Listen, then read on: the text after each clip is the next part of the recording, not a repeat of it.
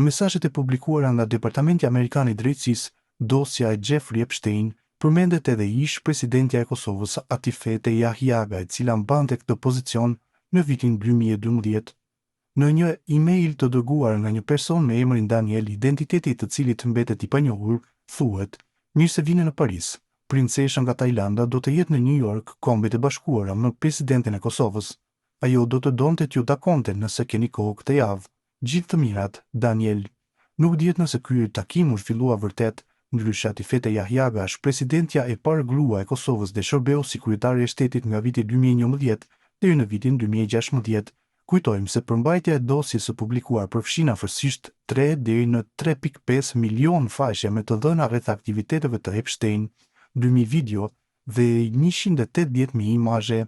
Departamenti i Drejtësisë pretendon se një pjesë e përmbajtjeve është e vështirë ose e pamundur të publikohet pa mbrojtur privatësinë, kështu që emrat dhe informacionet personale të viktimave janë fshirë pjesërisht ose plotësisht. Dosja e Jeffrey Epstein, ku mesazhet janë publikuar nga Departamenti Amerikan i Drejtësisë në faqen zyrtare të saj, ka nxjerrë në pa edhe emrat të figurave politike në Kosovë. Në një nga emailet e publikuara në faqen zyrtare, figuron të jetë përmendur edhe emri i Begjet Pacollit. Emaili i 19 shtatorit të vitit 2012, e dërguar nga konsulli i Republikës së Kosovës në Tajland, kërkon që Jeffrey të shohë një video. Emaili në fjalë përmban titullin: "Kush është Begjet Pacolli?" "Përshëndetet Jeffrey.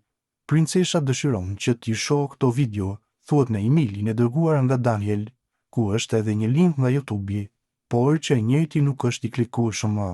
"Mund t'ja dërgosh këtë Jeffreyt", thot konsulli i Republikës së Kosovës në Tajland e asaj kohe, Mon Luang Rajadasari Jayungura.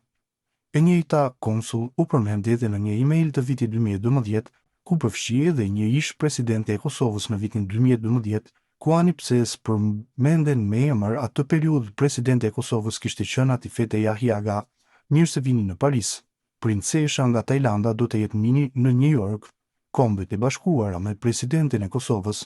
Ajo do të donte të ju takonte nëse keni kohë këtë javë, thuaj në email. Mon Luang Rajadasari, në një tekst autorial, i njeh rol vetes edhe në njohjen e Kosovës nga Tajlanda, duke thënë se ka lobuar edhe për njohjen nga shtetet e tjera.